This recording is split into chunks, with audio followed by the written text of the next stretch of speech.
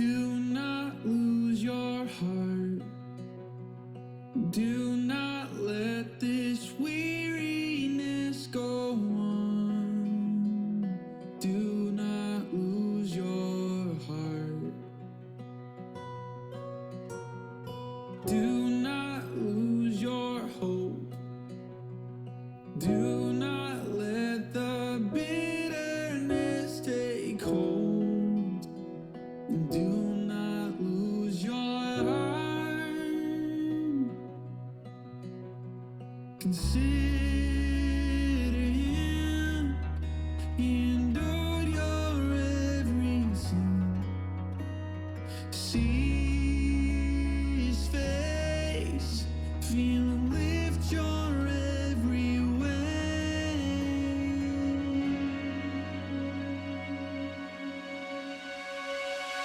I know when I'm weak, you're strong in all that I need. I know when I'm weak, you're strong in all that I need.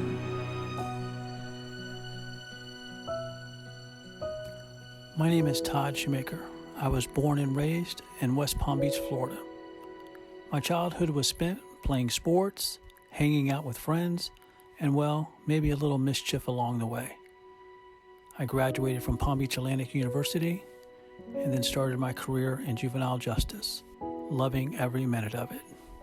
In 1999, I married the love of my life, Laura. We had so many hopes and dreams of adventures ahead. A few years later, our lives took a different turn, and my story radically changed.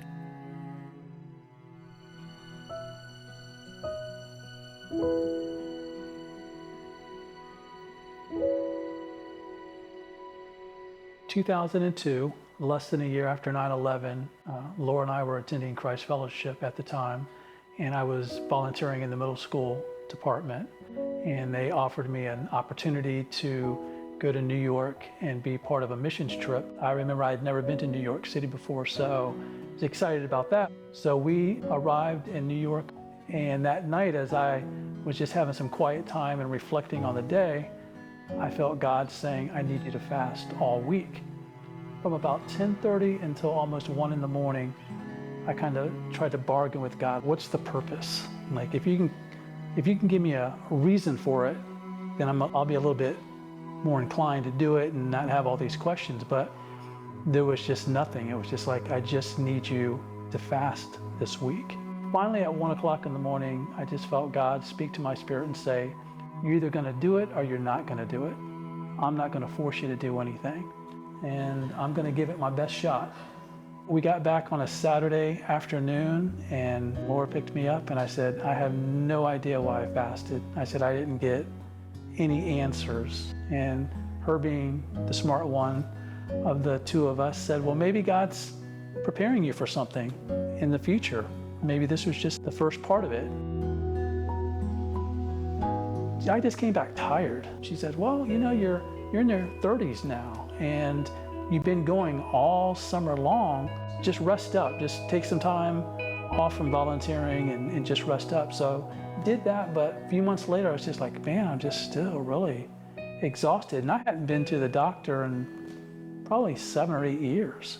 So Laura set me up with one of her doctors, and he said, I think I need you to see a specialist. I think I need you to see a rheumatologist. And they came back and said, you know, you have several forms of crippling arthritis. He's like, no, your case is pretty severe for somebody your age. You have a pretty severe case. And I'm thinking, really, I'm just tired. So that started a year of being on experimental drugs. I just kept feeling worse. The meds weren't helping. They kept changing meds. We had mentioned, you know, maybe we'll try some holistic, some all natural, and some of the pharmaceutical. She said, you'll be in a black box within 5 years. Really, like you would say that to somebody. You feel lost. You feel like you can't do anything to help him. We had him all over to try to figure out what was going on with him. No one could ever figure it out. We were so green. We had no clue between shock, between fear, between anger. Angry. Those were kind of the emotions that we dealt with early on. I was on my way home from work one night, and it was later, and I started coughing up blood. Of course, she freaked out, and she goes, "We got to go to the emergency room." And I said, "It's 9 o'clock at night.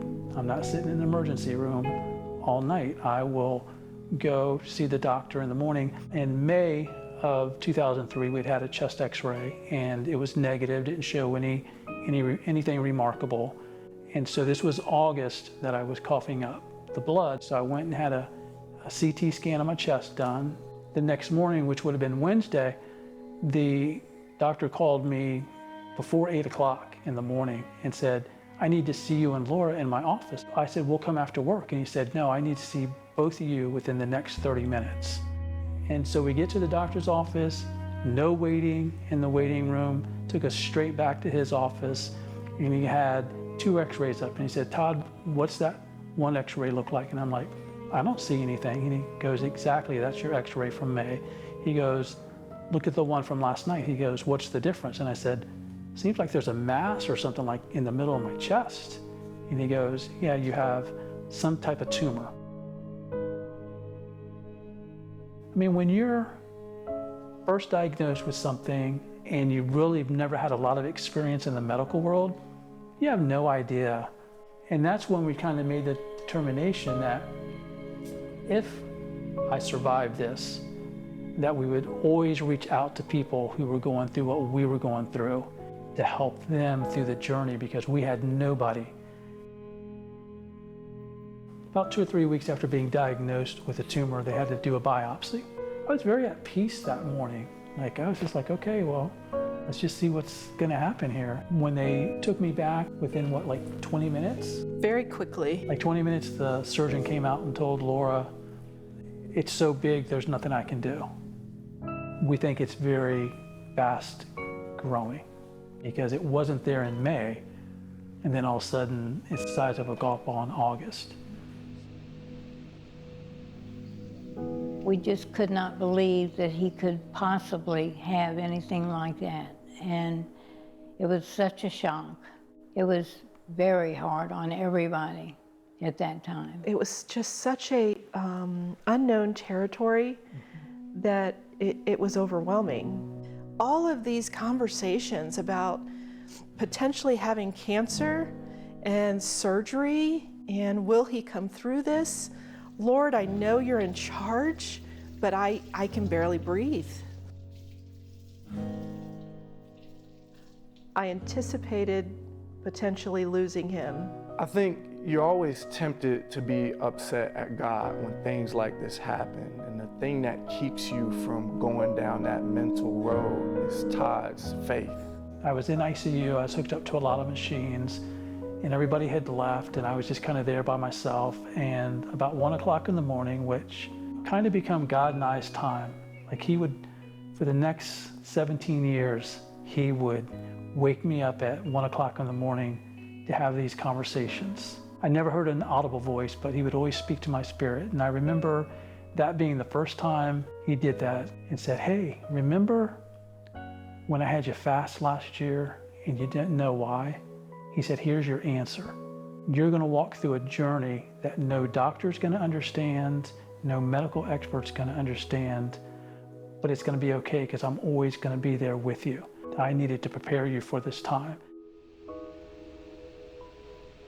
When I found out Todd was sick, it was heartbreaking. It's like hearing about someone, as if my mom had come down with something. The thought of losing that person and the hole that it leaves in your heart, you just don't want to deal with that, especially in regards to who Todd was. Todd was someone that, because of the life he lived, you felt like he should be around forever. And I remember them wheeling me back, seeing the doctor, the surgeon, and the nurses. And I remember saying, "Hey guys, today's gonna be a breeze." And when I came out of surgery, I remember being in recovery, and there was a nurse standing next to me, and I said, "Hey, so how did surgery go? Did you get all the tumor?" So she calls the doctor over, and he goes, "Never seen it before, where a tumor came out in one piece. We can't say that you're cancer-free for another 5 years, but basically, you shouldn't have anything else to worry about."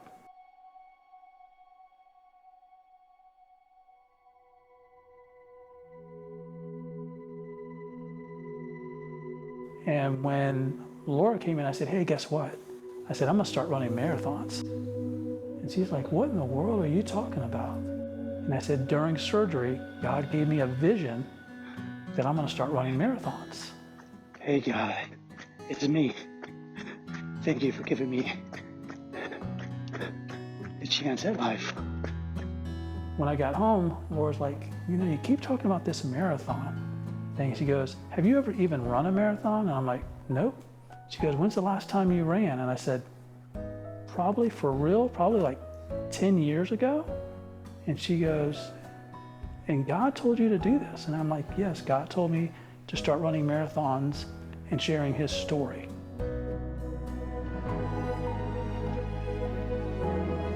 First of April, I think, I said one night, I was like, okay, let's try this out. Let's see how we do. And I ran 1.5 miles that night. Thank you for allowing me to run again. Hey devil, you thought you had me beat. And I thought, oh, I can do this. Doing 1.5 miles is much different than doing 13.1 and 26.2 miles, but I'm like, I'm good. So I started running and we compromised and she said, just do a half, not a full.